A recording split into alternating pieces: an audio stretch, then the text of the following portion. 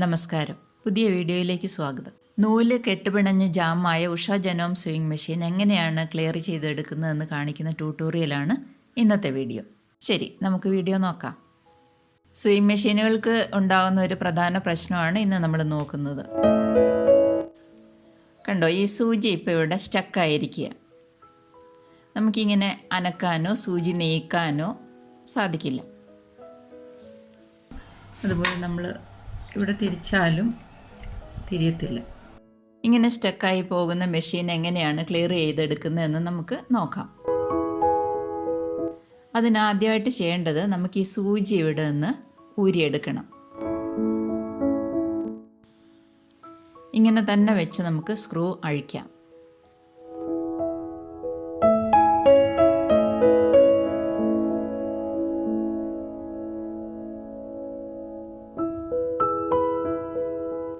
സൂചി ഇങ്ങനെ താഴോട്ട് താഴ്ത്തി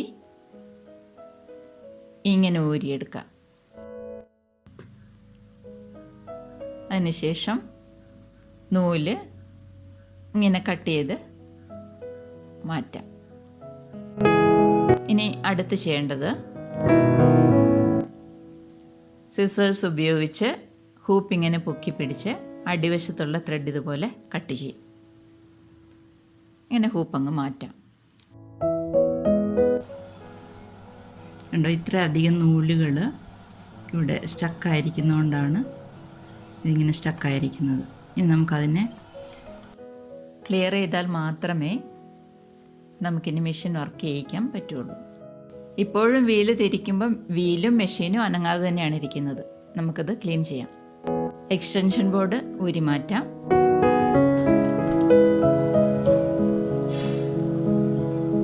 തുറക്കാം. കണ്ടോ, ഇവിടെ ഒത്തിരി നൂലുകൾ ഇങ്ങനെ കുടുങ്ങിക്കിടപ്പുണ്ട്. ഇങ്ങനെ നൂല് കുടുങ്ങിക്കിടക്കുന്നത് കൊണ്ടാണ്, ഇതിങ്ങനെ കെട്ടുകൾ ഉണ്ടായിരിക്കുന്നതുകൊണ്ടാണ് സൂചി അവിടെ സ്റ്റക്കായത്, അല്ലെങ്കിൽ നൂല് അവിടെ സ്റ്റക്കായിപ്പോയിരിക്കുന്നത്. നമുക്ക് ബോബിൻ ഊരിയെടുക്കാം.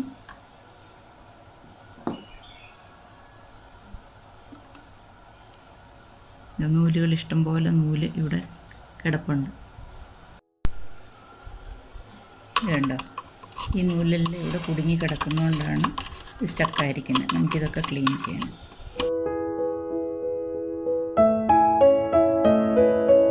ഇനി നൂലിങ്ങനെ പിടിച്ചിട്ട് വീല് പതുക്കെ ഇങ്ങനെ തിരിച്ചു കൊടുക്കുകയാണെങ്കിൽ നൂല് നമുക്ക് ഇളക്കിയെടുക്കാൻ പറ്റും. എന്നാലും ഇവിടെ ചെറിയ പീസസ് ഉണ്ട്. കറക്കി നോക്കുമ്പോൾ ക്ലീൻ ആയിട്ടുണ്ട്. ഇപ്പോൾ കറങ്ങുന്നുണ്ട്.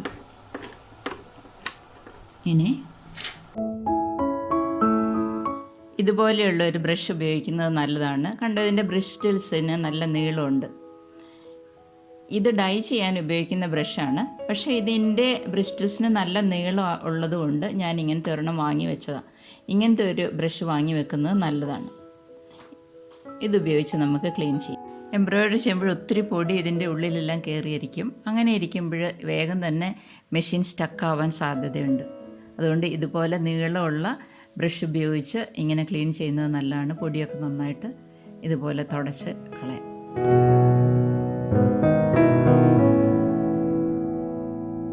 ആവശ്യമുണ്ടെങ്കിൽ ഇത് അഴിച്ച് ക്ലീൻ ചെയ്യാം. ഇപ്പോൾ അതിൻ്റെ ആവശ്യമില്ലാത്തതുകൊണ്ട് ഞാനത് അഴിക്കുന്നില്ല. ഇനി പ്ലേറ്റ് അഴിക്കാം.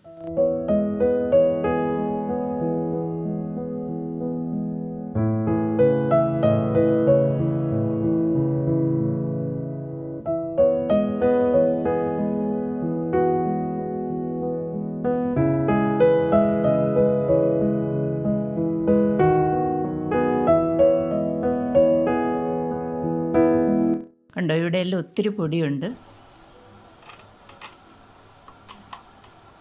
തുണിയുടെ പൊടി ഇഷ്ടം പോലെ ഉണ്ട്. ഇതെല്ലാം നമുക്ക് ബ്രഷ് ഉപയോഗിച്ച് ക്ലീൻ ചെയ്യാം.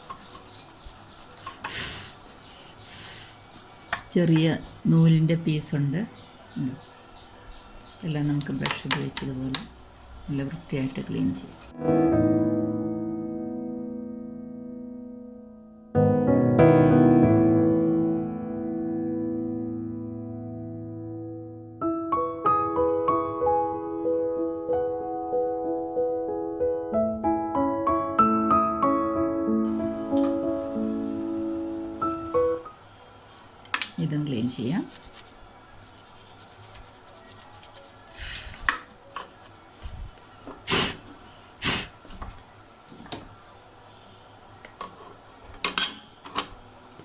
പ്ലേറ്റ് വെക്കാം.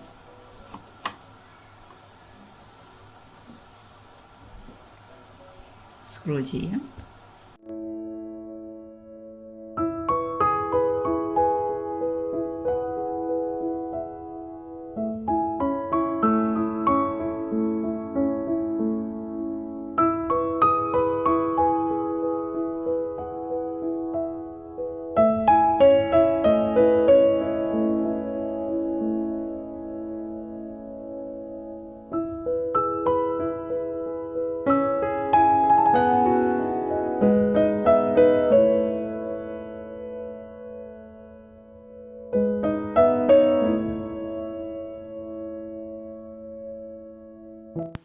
ബോബിൻ ഇടാം.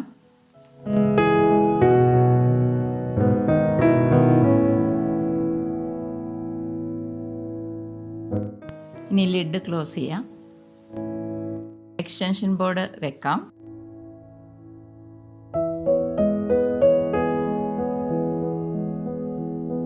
ഇനി സൂചി ഇടാം.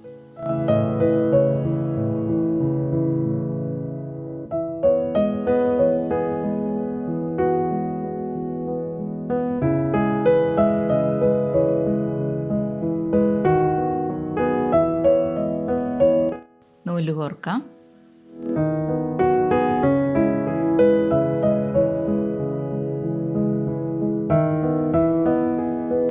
ഇനി തയ്ച്ചു നോക്കാം.